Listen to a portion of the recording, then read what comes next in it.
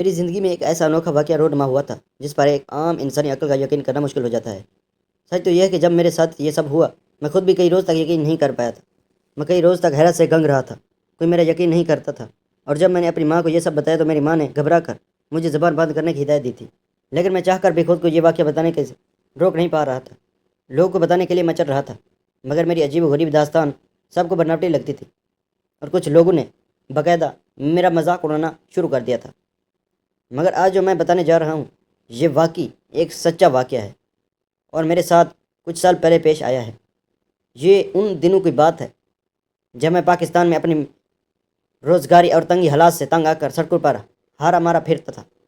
میرے ابے جی کا انتقال میرے بچپن میں ہوا چچ جی نے مجھے پال پوس کر کچھ جوان کیا اور تھوڑا بہت پڑھا لکھا بھی دیا، مگر جو ہی میں نے ہوش سنبھالا، چاچی نے مجھے اور اماں کو اپنے گھر سے چلتا کر دیا اور کہا کہ اب میں اپنی ماں کی ذمہ داری خود اٹھانے کے قابل ہو چکا ہوں، اس لیے بہتر ہے ان پر بوجھ نہ بنوں۔ اماں اور نانی کے گھر چلے گئے۔ نانی حیات نہ تھی اور امی کا ظرف چاچی کی نسبت اتنا بڑا تو تھا کہ ہمیں گھر سے نہ نکلتی۔ میری اماں سادہ اور گھریلو عورت تھی، ان کے پاس گھر سنبھالنے کے لیے کوئی ایسا ہنر نہ تھا کہ کمائی کرتی، اس لیے میں نے سکی چھوٹے موٹے روزگار کی تلاش شروع کر دی۔ میری تعلیم کم تھی، عمر بھی ایسی کوئی پختہ نہ تھی کہ تجربے کے بنیاد پر ہی کام مل جاتا۔ میں نے بے روزگاری میں دھکے کھا کر 5-6 ماہ ضائع کر دیے۔ ماں ممی ہم دونوں کو مفت میں کھانے اور رہائش پر تنگ ہونے لگی تھی۔ اماں کو ڈر تھا کہ ہمیں وہاں سے کوئی نکال نہ دے، وہ مجھے روزانہ مزدوری ڈھونڈنے پر زور دیتی۔ میں جو پہلے آدھا دن اس تلاش میں گزارتا تھا، اب صرف صبح سے رات تک ایسے مارا مارا پھرنے لگا، مگر کچھ ہاتھ نہ آیا۔ تنگ آ کر اماں نے اپنی کسی جاننے والی عورت سے کچھ پیسے ادھار لیے اور اپنے کان میں پہنی بریک سے سونے کی بلیاں بیچ کر پیسے برابر کیے اور مجھے ملک سے باہر بھیج دیا۔ میں اماں کی کوششوں سے سعود گیا۔ مجھے یقین تھا کہ اب مجھے نوکری مل جائے گی، مگر یہاں بھی وقت اپنا آپ دہرا رہا۔ یہاں جان پہچان نہ ہونے کی وجہ سے مجھے کام کی سمجھ نہ تھی۔ مجھے یہ اندازہ ہو رہا تھا کہ نوکری کی تلاش میں مجھے کہیں جانا چاہیے۔ میں نے کسی اندھے کی طرف اندھیرے میں ٹمک ٹوئیاں ماری تھی اور خالی ہاتھ ہی رہا تھا۔ کچھ روز تک میں دھکے کھا رہا تھا۔ میرے پاس یہاں تو باقاعدہ رہائش اور کھانے پینے کا انتظام نہ تھا۔ مجھے ڈر تھا کہ کچھ ہاتھ نہ آیا تو میں واپس جانے کے قابل بھی نہیں رہوں گا، مگر لاکھوں کوشش کے باوجود جب میں کوئی روزگار نہ ملا تو میں مسجد نبوی میں چلا گیا۔ سارا دن میں وہاں پڑا رہتا اور عبادت کرتا تھا۔ میں نے یہاں آنے کا مقصد بھلا دیا اور نوکری کی تلاش بھی ترک کر دی تھی، اور یہی میری زندگی میں کچھ ایسے واقعات ہوئے جنہوں نے مجھے پورا ہلا کر رکھ دیا تھا۔ میرے ساتھ ایسے انوکھے کام ہوئے جنہوں نے کئی بار میرے رونگٹے کھڑے کر دیے تھے۔ مجھے مسجد نبی میں قیام کیسے دشوار روز تھا کہ ایک رات مجھے ایسا محسوس ہوا جیسے مجھے کوئی بہت غور سے دیکھ رہا ہے۔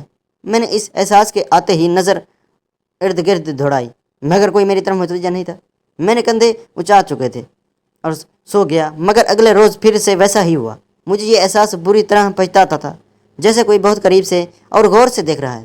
میں انسان کی تلاش کر کے تھک رہا تھا، مگر نہ مجھے کوئی ایسا انسان ملا جو مجھے دیکھتا نظر آتا اور نہ ہی یہ سلسلہ بند ہوا تھا۔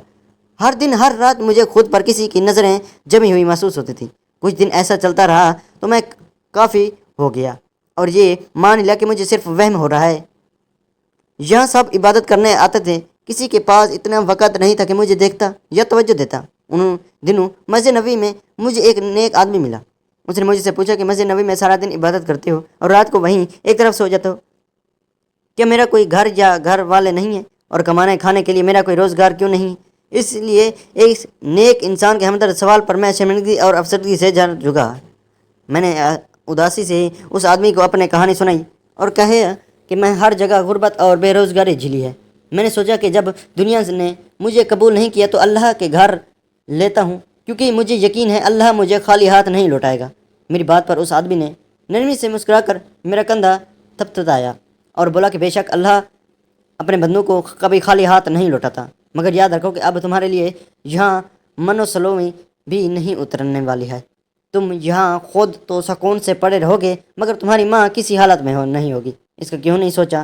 وہ تمہارے منتظر ہوگی، اسے بھی وہاں پیسے کی ضرورت ہوگی، اس کا واحد سہارا تم ہو اور تم یہاں مایوسی سے بیٹھے ہو۔ مجھے اس مرد نے سمجھایا تھا کہ اللہ محنت کا صلہ ضرور دیتا ہے، اس لیے مجھے محنت کرنی چاہیے، ہاتھ پیر ہلانے چاہیے، کیونکہ ایک جگہ سختی سے پڑے رہنے والے لوگوں کو بھی اللہ پسند نہیں کرتا۔ وہ بولا کہ تم چاہے عبادت کرو مگر دنیا میں جی رہو تو تم دنیا کے ساتھ چلنا پڑے گا جب تک تمہاری ماں زندہ ہے، اس لیے محبت کرو۔ اور اس مسجد نکل کر نوکری کی تلاش میں سر جھکائے اس آدمی کی باتیں سن کر اس کی باتیں میرے دماغ میں بیٹھ رہی تھیں، مگر میری مایوسی میری محنت پر حاوی ہو رہی تھی۔ اس آدمی نے مجھے بتایا کہ میں پچھلے کئی روز سے تمہیں دیکھ رہا ہوں، آج رہ نہیں پایا تو مجبوراً تمہیں سمجھانے کے لیے تمہارے پاس چلا آیا۔ اس کی بات پر میں چونک گیا۔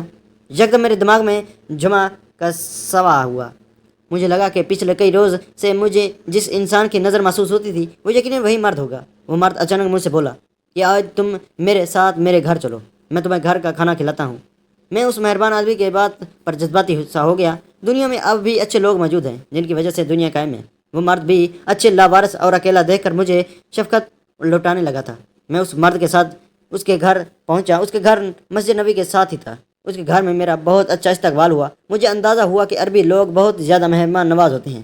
اس مہربان نواز کی بیوی اور 2 بیٹے بھی مجھے بہت اچھے سے ملے تھے۔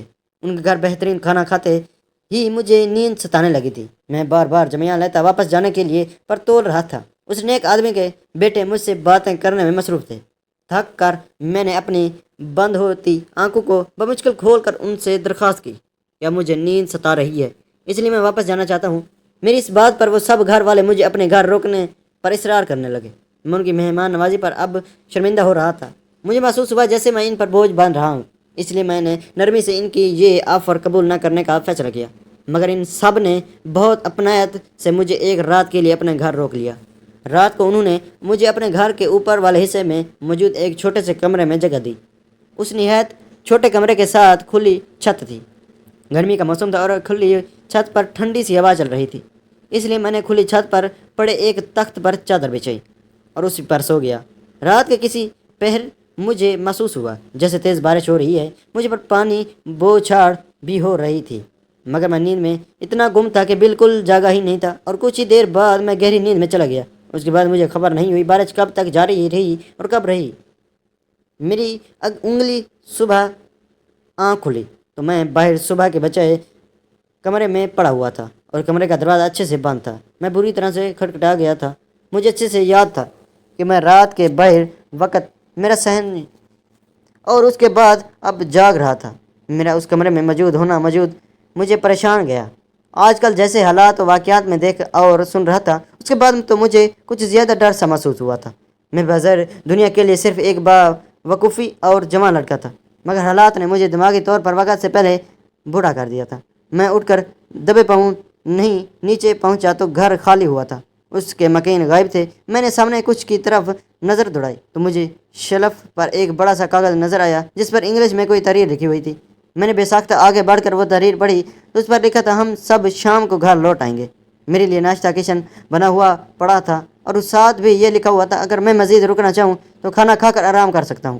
مجھے یہ بات عجیب لگ رہی تھی۔ میں نے ناشتہ کرنے کا ارادہ بھی ترک کر دیا تھا۔ مجھے بھوک نہیں لگ رہی تھی کیونکہ میرا جسم بوجھل پن کا شکار ہو رہا تھا اور مجھے ایسے محسوس ہو رہا تھا جیسے میرا اگلا بھی خراب ہو رہا ہے۔ میں فوراً اسی گھر سے نکلا، مسجد نبی میں پہنچ گیا۔ رات تک مجھے تیز بخار ہو چکا تھا اور میرا جسم بری طرح سے ٹوٹ رہا تھا۔ میں وہاں ایک طرف اپنی جگہ پر پڑا رہا تھا اور سوچتا رہا کہ آخر ان لوگوں نے مجھے کھانے میں ایسا کیا دیا ہے کہ میری یہ حالت ہو گئی ہے، اور رات کو میں کمرے میں کیسے پہنچ گیا تھا۔ میں 2 دن ویسے ہی بخار میں پڑا رہا اور وہاں مسجد نبی میں آئے لوگ ہمدردی میں مجھے کھانے پینے کو کچھ نہ کچھ دے دیتے تھے۔ میں نے اس مہربان مرد کو دوبارہ نہیں دیکھا تھا۔ مجھے لگا کہ وہ یقیناً کوئی فراڈ انسان تھا جو دھوکے سے مجھے اپنے گھر لے گیا، مگر میرے لیے حیرت کی بات تو یہ تھی کہ میرے پاس کوئی ایسا خزانہ نہیں تھا جسے لوٹنے کے لیے مجھے بہکایا جائے۔ ابھی میں اس مرد کو برا بھلا سوچ رہا تھا کہ تیسرے روز وہ مرد مسجد نبی چلا آیا اور مجھ سے مل کر بولا کہ اس کی بیوی کا ایکسیڈنٹ ہو گیا ہے، جس کی وجہ سے وہ ہسپتال میں رہا اور مسجد نبی میں نہیں آ سکا۔ وہ میرے لیے فکر مند ہو رہا تھا اور وہ مجھ سے پوچھ رہا تھا کہ اس روز میں ناشتہ کیے بغیر کیوں آیا، جبکہ میں کاغذ پر تحریر بھی پڑھ چکا تھا۔ میں نے بیزاری سے جھاڑ جھٹک کر کہا، میں اس کا شکر گزار ہوں، اس نے مجھے ایک رات مہمان ٹھہرایا، مگر اس کے ساتھ مزید تعلقات بنانے میں کوئی دلچسپی نہیں ہے۔ میرا کھڑا لہجہ اس مرد کو مایوسی کر گیا تھا۔ وہ آستگی سے مسکرا کر سر ہلاتا وہاں سے چلا گیا۔ مجھے اس کے لیے برا محسوس ہو رہا تھا، مگر میں انہیں اسے جانے نہیں دیا کیونکہ مجھے یقین تھا وہ برا انسان ہے اور اس کے گھر کے قریب میرے ساتھ کچھ غلط ضرور ہوا۔ اس واقعے کو ابھی کچھ دن گزرے تھے۔ ایک روز رات کے وقت عشاء کی نماز پڑھ کر میں سونے کی تیاری کر رہا تھا کہ میرے پاس 3 عربی عورتیں آئیں اور مجھ سے بیماری پرسریں کرنے لگیں۔ میں حیرت سے انہیں دیکھ رہا تھا کیونکہ میں انہیں نہیں پہچان پایا تھا۔ میں نے حیران اور الجھے ہوئے لہجے سے انہیں جواب دیا، مگر ان کی اگلی حرکت مجھے مزید حیرت میں دھکیل دیا جب وہ میرے جواب دینے پر اطمینان سے سر ہلاتی اٹھ کے کھڑی ہوئیں اور مجھے پیسے پکڑوا کر وہاں سے چلی گئیں۔ میں حیرت زدہ سا انہیں دیکھ رہا تھا۔ جب ہاتھ میں موجود نوٹ دیکھے تو میری آنکھیں پھٹنے لگی تھی کیونکہ وہ 100 سیار کے نوٹ تھے۔ میں اپنی آنکھیں رگڑتا بے یقینی سے وہ پیسے دیکھ رہا تھا۔ مجھے لگا کہ شاید انہوں نے مجھے لاوارث سمجھ کر بیمار پرسی کی اور پیسے بھی پکڑا دیے، مگر جو بھی تھا یہ پیسے میری ضرورت تھے اور بن بھی گئے تھے، اس لیے میں نے بھی سنبھال کر رکھ لیے اور اگلی صبح ایک نئے عزم کے ساتھ اپنے لیے کوئی مناسب روزگار تلاش کرنے چلا گیا۔ میرا دن ویسے ہی ضائع کیا تھا۔ مجھے قریب کسی جگہ پر کہیں کام نہیں مل رہا تھا اور میں دور نہیں جانا چاہتا تھا، اس لیے شام ہونے پر مایوسی سے واپس لوٹ آیا تھا۔ رات ہوئی تو وہی 3 عورتیں میرے پاس آئیں۔ میں نے انہیں دیکھ کر ٹھٹک گیا تھا۔ میرا خیال تھا کہ شاید وہ اپنی دی گئی رقم کے بارے میں کوئی بات کریں گی یا کچھ کہنا چاہیں گی، مگر وہ بھی مجھے پہلے روز کی طرح 100 ریال پکڑا کر چلے گئیں۔ اب میں ٹھٹک گیا تھا۔ میں نے شروع سے یہ دیکھا تھا کہ اللہ کے علاوہ کوئی کسی کو بلا وجہ نہیں پالتا ہے، نہ کھلاتا ہے۔ ان عورتوں کو بلا وجہ مجھے پیسے دے کر جانا بھی مجھے حیرت میں مبتلا کر دینا ہے۔ یہ رقم بھی معمولی نہیں تھی کہ مجھے اسے بھیک ہی سمجھ لیتا۔ پہلے تو میں یہ سوچ کر پریشان ہوتا رہا، پھر اسے اللہ کی مدد ماننے خوش ہو گیا۔ یہ سلسلہ پھر ہی نہیں رکا تھا، بلکہ ایسا لگتا رہا روزانہ ہونے لگا۔ وہ عورتیں رات کو آتیں اور مجھے 100 ریال پکڑا کر چلی جاتیں۔ میں نے بہانے سے مسجد نبی میں ہر وقت موجود رہنے والے ارد گرد لوگوں سے ان عورتوں کے بارے میں پوچھا تو انہوں نے جو جواب دیا میرے رونگٹے کھڑے ہو گئے۔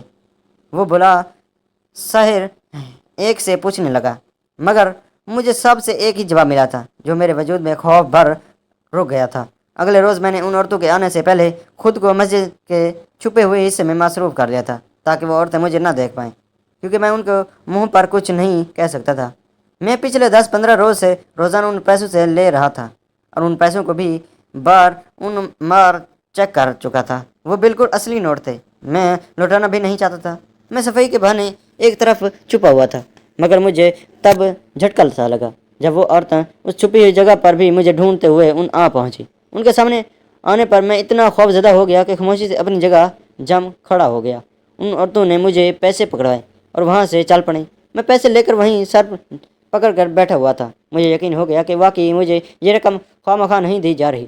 میں یقیناً کسی بڑے مشکل کا شکار ہونے والا تھا اور میں اس سے پہلے ہی کہیں چھپ جانا چاہتا تھا، مگر میں ایسے نہیں کر پا رہا تھا۔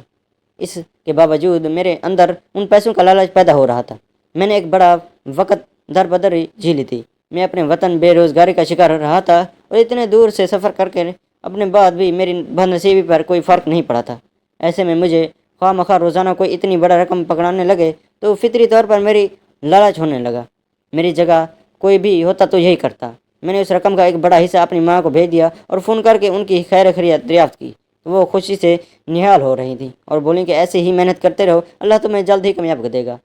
میں اپنی ماں کی دعاؤں پر مایوس ہو گیا تھا۔ میں نے انہیں کیا بتاتا کہ میں اب بھی کوئی کام ڈھونڈ نہیں پا رہا تھا اور یہ پیسہ میں نے 3 عجیب عربی عورت سے لے رہا تھا، بلکہ اپنی ماں کی خوشی اور دعاؤں نے مجھے بوجھل سا کر دیا تھا۔ اس دوران مسجد میں مجھے وہی مرد بھی نظر آتا رہا جو مجھے اپنے گھر لے گیا تھا۔ میں نے کئی مرتبہ محسوس کیا جیسے وہ مجھے دیکھتا رہا ہے اور میرا جائزہ لینا چاہ رہا ہے۔ میں اسے نظر انداز کیے رہا تھا۔ ایک روز وہ مجھے ملا اور بولا کہ میں تم سے ضروری بات کرنا چاہتا ہوں۔ بات تمہارے روزگار کے متعلق ہے۔ وہ میرے لیے کوئی نوکری تلاش کر چکا تھا۔ میں نے سنا تو صاف انکار کر دیا۔ اللہ جانتا تھا کہ میرے دل میں صرف یہی خوف تھا کہ میں اس مرد کے ہاتھوں کھلونا بن چکا ہوں، میرے ساتھ کچھ غلط کر ڈالے، جبکہ دوسری جانب میں ڈرنے کے باوجود خود ان جان عورتوں سے روزانہ پیسے وصول کیے جا رہا تھا۔ لالچ اور غربت ایسی چیز ہے جو اچھے بھلے انسان کو بھی بے وقوفوں پر اکساتی ہے۔ پھر میں تو ایک مجبور اور لاچار سا لڑکا تھا جسے اپنی ماں کے لیے پیسے چاہتے تھے۔ میں نے اپنی دل کو مطمئن کرنے کے لیے مسجد میں عبادت کے ساتھ ساتھ کام شروع کر دیا۔ وہاں کی صفائی ستھرائی اور نمازیوں کو پانی پلانا وغیرہ ایسے کام کر کے میں خود کو تسلی دینے لگا۔ ان عورتوں سے ملنے والا پیسہ میری محنت کا صلہ ہے، مگر ایک روز وہ عورتیں میرے پاس آئیں تو میرے ساتھ کچھ نمازی بیٹھے ہوئے تھے۔ وہ جھجک کر دور رک گئیں اور میں بے اختیار سا اٹھ کر ان کے پاس سے پہنچ گیا۔ ان عورتوں نے مجھے پیسے دیے اور چلی گئیں۔ میں پیسے گننے میں مصروف ہو گیا۔ उन नमाजियों ने मेरी तरफ देखकर हैरत का इजहार करते हुए जो जुमले बोले वो मुझे जी जान से लर्ज रखे गए। मैंने वो पैसे अपनी जेब में छुपाकर और खामोशी से अपनी जगह पर जाकर बैठ गया। जब इतने ज़्यादा लोग से ने उन अरबी औरतों के बारे में एक जैसे जुमले सुने तो मैंने सोच लिया कि मैं इन औरतों को हकीकत जान कर रहूँगा। मैं नहीं जानता था इनकी हकीकत मेरे एसाब को ऐसा झटका पहुँचाने वाली थी। मैं कई रोज़ तक संभल नहीं पाया था। अगले रोज़ शाम ढलते ही वो अरबी औरतें मेरे पास पहुँची और मामूल के मुताबिक उन्होंने बना कुछ मुझे पैसे पकड़ाए तो वो पैसे अपने पास छुपा कर रखता। उनके उठने के जाने के पर खुद भी उठ खड़ा हुआ। मैंने ज़रा रुक कर उनके दूर जाने का इंतज़ार किया ताकि वो मेरे पीछे करने की हरकत महसूस ना कर लें। वो औरतें मस्जिद से निकलकर एक सिमत तेज़ी से चलने लगी। मैं भी कुछ फासले पर रखा उनके पीछे चलने लगा। वो तीनों किसी सुनसान जगह की तरफ बढ़ रही थी। मैं ये देखकर ठटक गया मगर मैं हर सूरत उनकी हकीकत जान लेना चाहता था, इसलिए बस दूर उनके पीछे जाने लगा। वो औरतें कुछ झाड़ियों नुमा जगह से दूसरी तरफ मुड़ गई थी। मैं भी पीछे चलते हुए झाड़ियों में छुप रहा था। वो तीनों गायब हो चुकी थी, मुझे बिल्कुल नज़र नहीं आ रही थी।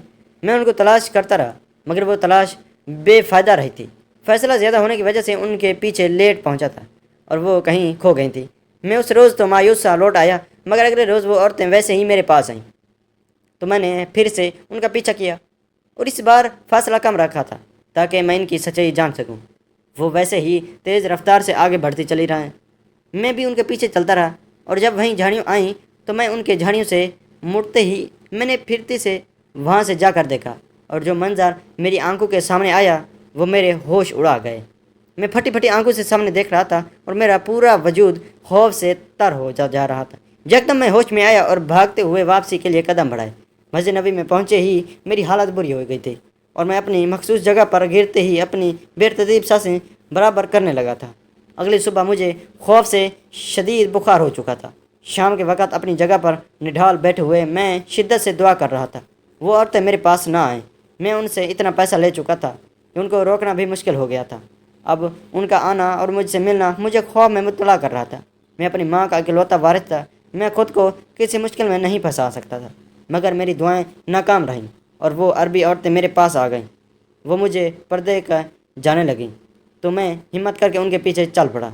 वो मस्जिद से कुछ दूर थी मगर मैं उन्हें पुकार कर रोका और कपड़ाते हुए उनके पास पहुंचा।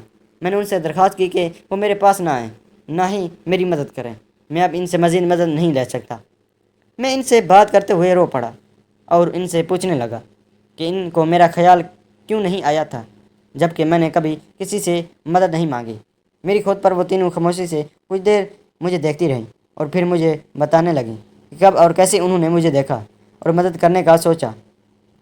मैं हैरत ज़्यादा उनकी बातें सुन रहा था और सारी बात करने के मुझे खुदा हाफिज़ बोलकर मेरी आंखों के सामने ही हुआ मैं तकलील गई। पहली बार यह मुंतज़र मुझे ख़तरनाक महसूस नहीं हुआ था। वो तीनों औरतें जिन ज़्यादा थीं और मुझे इस बात पर अब तक यकीन नहीं आ रहा था। कोई भी होता तो यकीन ना करता मगर मैं अपनी आंखों के सामने वो सब कुछ देख चुका था जिसके बाद मेरे लिए यकीन करना ज़रूरी हो गया था। उन तीनों ने मुझे बताया कि उन्होंने पहली बार मुझे मस्जिद नबी में इबादत करते हुए देखा था। मैं हर वक्त इबादत करते हुए रो रो कर अल्लाह से फरियाद करता था और अपने लिए पैसे मांगता था ताकि मैं अपनी माँ के लिए कुछ कर सकूं। उन्होंने मुझे कुछ रोज़ मुसलसल रोते और तन्हा सोते हुए देखा तो उन्हें मुझ पर तरस आया। मुझे उन्होंने बताने पर चला कि मुझे नज़रें खुद पर हर वक्त महसूस होती थी। वो उन जिन्नोज़ादियों की ही थी। वो खुशी से मुझे देखती रहती थी। वो मुझे नेक आदमी अपने साथ ले गया तो वहाँ भी पहुँच गई थी। अच्छी खुराक के बाद थकन की वजह से मुझे गहरी नींद आ गई और रात के वक्त तेज़ बारिश होने पर भी नहीं जा सका जबकि बारिश में मुझे शदीद ठंड लग रही थी। और इन तीनों ने मुझे घसीट कर कमरे में पहुंचाया और कमरे का दरवाज़ा बंद कर दिया ताकि गर्माइश से मुझे सुकून मिले। मैं उनकी मदद से अनजान घर वालों को गला संभाल रहा था और मैं लौट आया। मेरी बेरोज़गार जब कायम रही तो इन जिन ज़ादियों ने मेरी मदद करने का सोचा और रोज़ाना आकर मुझे 100 रियाल देने लगी। मैंने जब उनके इस बारे में इर्द गिर्द वालों से पूछा तो तब सब हैरान होकर बोले कि मस्जिद नबी में उन्होंने कोई ऐसी औरत नहीं देखी थी जो मेरे पास आई हो। ये बात तकरीबन हर बंदे ने दोहराई मगर मैं यकीन नहीं कर पाया कि वो औरतें सिर्फ मुझे नज़र आती हैं। उन्होंने जब मुझे नमाजियों से अलग बुलाया कर पैसे दिए तो तब भी ऐसा ही हुआ था। नमाजियों को वो औरतें नज़र नहीं आईं मगर पैसे नज़र आए थे। मैं डर गया था میں نے ان کا پیچھا کیا تو وہ غائب ہو گئی۔ اگلے روز میں گیا تو میرے سامنے ہوا میں تقریر ہو گئی تھی اور یہ بات مجھے ڈر سے بیمار کر گئی تھی۔ آج میں نے اپنے ڈر سے لڑکا نہیں روکا تھا، وہ جا چکی تھیں۔ اس روز کے بعد وہ جن زادیاں کبھی میرے سامنے نہیں آئیں۔ میں نے اس نیک مرد سے اپنے روپے کی معافی مانگی اور اسے سب بتایا۔ اس نے مجھے معاف کر دیا اور مجھے نوکری ڈھونڈ دی۔ میرا یقین آج تک اس مرد اور میری